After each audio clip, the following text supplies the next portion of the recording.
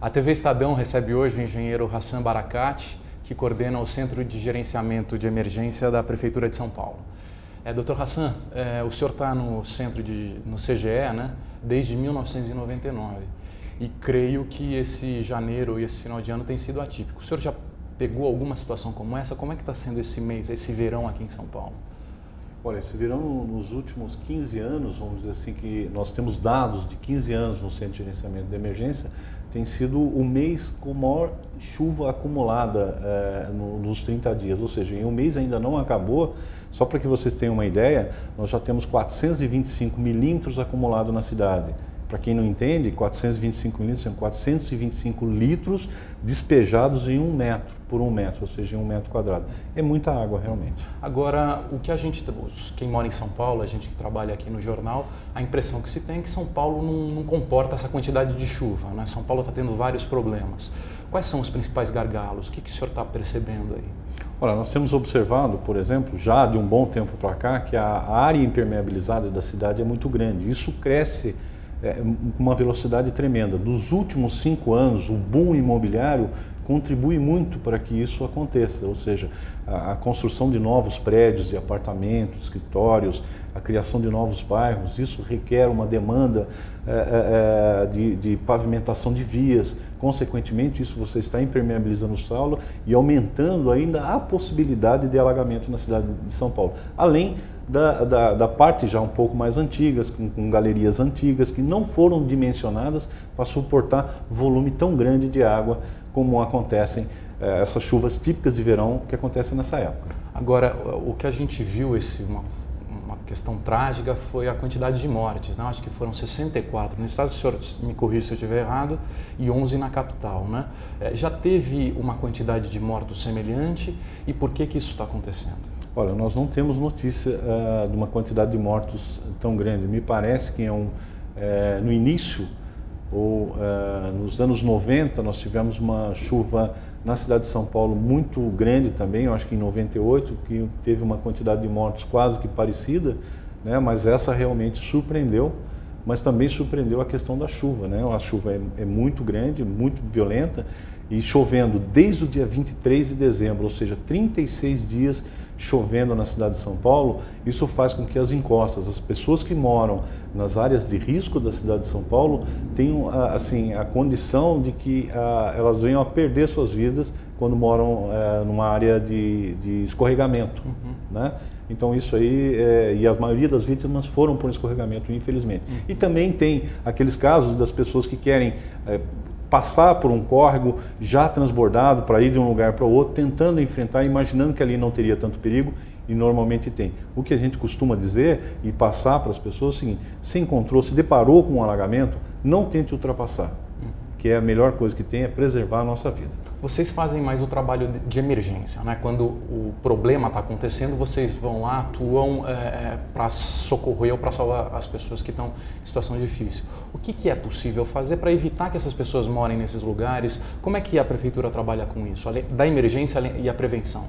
Olha, o Centro de Gerenciamento de Emergência, o CGE, nós trabalhamos muito próximo com a Defesa Civil. E a Defesa Civil, ela tem um plano preventivo de defesa civil, que é um plano que o prefeito instaura para que a gente possa fazer um trabalho já com a comunidade. Isso não é só o CGE, mas a Defesa Civil vai até essas áreas de escorregamento, onde as pessoas vivem, para que possam orientá-las, indicar obras para poder minimizar esses efeitos das chuvas. Então, o trabalho é incansável. O trabalho do CGE, nesse período, é 24 horas. Né? Então, o nosso trabalho é monitorar e avisar com uma certa antecedência os principais órgãos: olha, está chovendo e essa chuva poderá causar alagamentos e transbordamentos de rio e córrego, para que a gente possa minimizar, ou seja, antecipar esses efeitos com a população. Quantos pontos de risco hoje existem em São Paulo? A gente trabalhava com um dado de 500 e pouco, que era um levantamento do IPT de 2003. Esse levantamento já foi atualizado? A Prefeitura sabe exatamente quais são os locais de riscos hoje que existem em São Paulo? O IPT está desenvolvendo um novo trabalho agora junto à Secretaria de Subprefeituras do município de São Paulo, revendo todas essas áreas de risco novamente, principalmente essas áreas de risco de escorregamento. Para nós, lá no Centro de Gerenciamento, as áreas de risco de alagamento ainda continuam em torno de 500 pontos na cidade de São Paulo. E quais são os bairros mais vulneráveis aqui em São Paulo? Tem algumas regiões mais? Olha, eu costumo dizer que os pontos mais vulneráveis na cidade de São Paulo são os pontos que que são lindeiros, ou se fazem divisa com algum córrego, algum rio. Por exemplo, você pega a Avenida Aricanduva, nós temos o rio Aricanduva, então ali é uma situação crítica. Toda vez que chove forte, o rio sobe e chega a transbordar, né, causa um certo transtorno para toda a população em volta. Isso para todos que moram em volta de rios e córregos na cidade de São Paulo.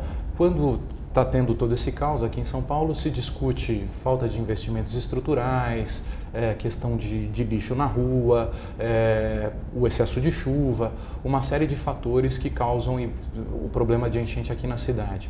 Quais são alguns pontos que o senhor acha importante que se mude, né? Que a população ou que os governos, o que falta para a gente não ter uma situação, para que a situação não se repita em outros anos?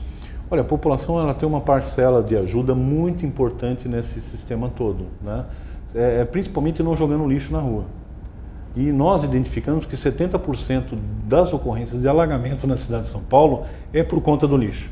Mesmo aquele papelzinho de bala que é tirado da janelinha, inocentemente da janelinha do carro, até mesmo o sofá que a gente acaba encontrando nos rios e córregos jogados lá.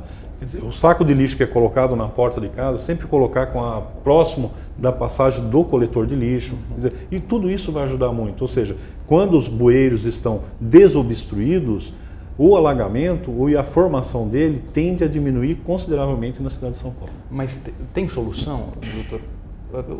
São Paulo, caso chova novamente da mesma forma, existe solução para resolver esse problema? Porque tem essa questão comportamental, mas também tem a questão de investimentos e todos esses gargalos aí de falta de estrutura e a grande quantidade de rios que existem em São Paulo, né? Sem dúvida. São Paulo são 282 rios, córregos e ribeirões aqui dentro da cidade. Os investimentos são importantes, os trabalhos e as obras da prefeitura, né, no sentido de minimizar isso e de minimizar esses efeitos, são de suma importância. Ou seja, então precisam ser investidos, precisam ser trabalhados o desassoreamento dos rios e córregos, aumentando a capacidade de vazão deles, né, isso de forma contínua na cidade, bem como a limpeza, como a questão do lixo. Quer dizer, essa é a parte da população e do poder público na questão de obras. Quer dizer, se você juntar essas duas coisas, nós vamos ter uma condição muito boa. Não esquecendo que a grande área impermeabilizada e a condição de chuva, tipicamente de verão, ou seja, aquelas pancadas de verão que vêm e causam assim, uma série de transtornos, não vão deixar de alagar vários pontos na cidade de São Paulo. Porém, numa criticidade muito menor. Como é que está sendo sua rotina de trabalho? O senhor fica à noite sem dormir? Quantas horas o senhor trabalha por dia? Como é que, por conta dessas chuvas, como é que é a sua rotina de trabalho? Olha, lá no centro da equipe do CGE. Lá no centro de gerenciamento, a equipe do CGE, ela trabalha num turno de 24 horas, né? Nós ali, a parte de meteorologia, a parte de engenharia, toda a parte de análise de risco do CGE, ele acaba só findando o seu trabalho após o risco ter passado. Enquanto houver risco para a cidade de São Paulo, você pode ter certeza que vai estar um técnico especializado, ou um meteorologista, ou um engenheiro, ou até mesmo um analista, para poder atender toda a população de São Paulo.